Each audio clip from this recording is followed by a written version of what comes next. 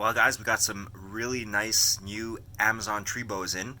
These are produced by Don Patterson, and I'm super excited because for those of you who haven't been following the channel for, man, I would say for too long, but it's been a goddamn long time. But basically, back when I first started the channel, and unfortunately I took these videos down, I don't know what was going through my head, but when I first started the channel, all I had in terms of reptiles was leopard geckos, corn snake, and an Amazon tree boa. But as the channel continued to grow, and within I would say about like a year to maybe 2 years of the channel being around, I actually upped my Amazon tree boa collection. I had about 5 or 6.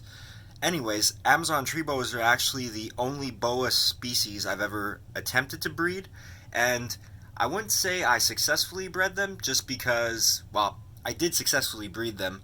The female ended up dropping, I believe, 8 to 9 babies. It's been so long. It was actually before I met my wife back in 2009. For those of you who don't know, I had a fire at my parents' house in 2009, and because of that, I had to end up selling off all the snakes, and the female was actually gravid, and like I said, she produced the babies, but not in my care. So, I believe it was like a month or 2 after the fire happened, after I had given her away.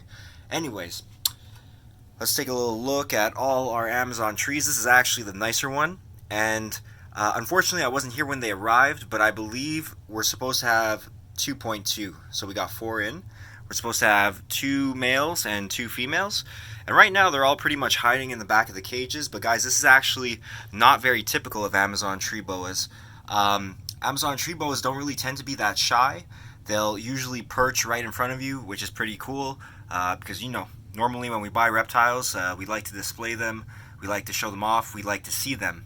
So Amazon tree boas are great for this, just because, like I said, they don't really hide too much. Now, you know, these 2 right here are making me a bit of a liar, but that's because I just redid their cages. So they're exploring around, but they're going to come out. Obviously, these guys are nocturnal, so they're going to be more active at night. The thing about these arboreal snakes, and when I say arboreal snakes, I guess I'll tell you my experience is with Amazon trees, emerald trees, and green trees. These snakes, they don't do too much during the day, they don't move too much, but all 3 of them are extremely active at night, especially green trees, actually. I've seen green trees go for swims and everything.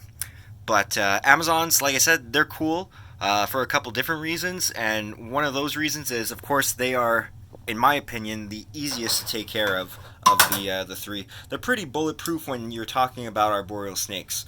So we're actually going to feed them right now, and this is my first time feeding them, so let's hope that they oblige us and they show us a nice feeding response, which typically Amazon tree boas and most of the arboreal snakes, you're not going to have too much trouble getting them to bite. But we'll see if they're willing to hang on for us. There you go. Perfect coil. That's one of the coolest things about having arboreal snakes, or snakes that at least feed off perches, or in this case off their misking system, is that they'll grab that prey item in a certain way that arboreal snakes like to do, and they'll, you know, you'll see a little bit a little bit later on, that it'll actually use gravity to help get down this little fuzzy mouse. And of course, guys, we could go over the debate on why I'm feeding them frozen as opposed to live. I feel like it's been talked to death. Listen, you know, a snake that'll take frozen will also take live, no doubt. It's just that, let's say later on we want to sell the snake, and somebody's not willing to feed it live. Well, it'll already be on frozen. It's a lot easier to get snakes onto frozen when they're this young. Ooh, that was a nice strike.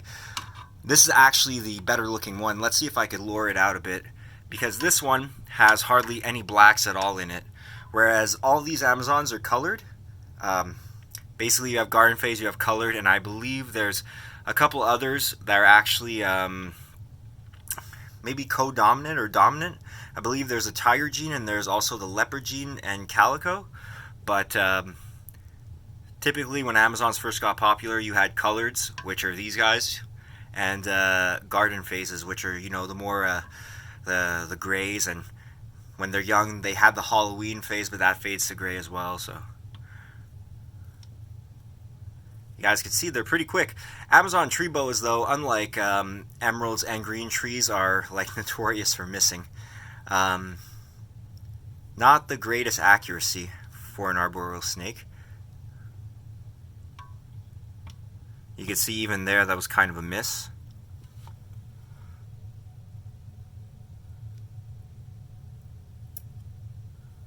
And as I let it go, we'll see if he or she, which we'll determine a little bit later on, maybe once they get a little bit bigger.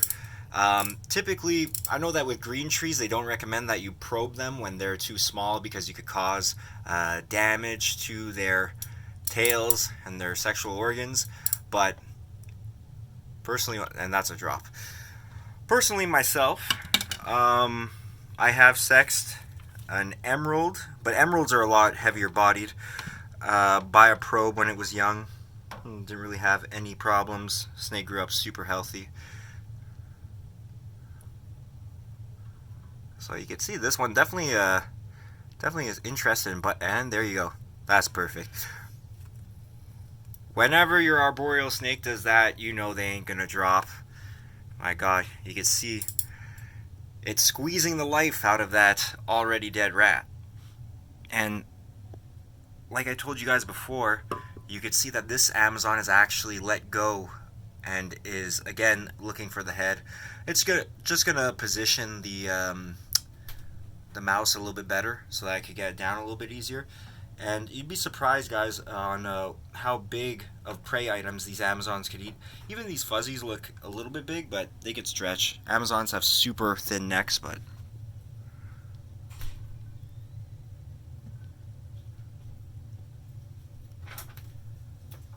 Oh, sors, s'il vous plaît. Je suis en train de faire quelque chose.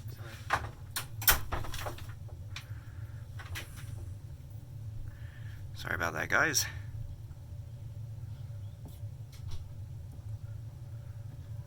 And another beauty here.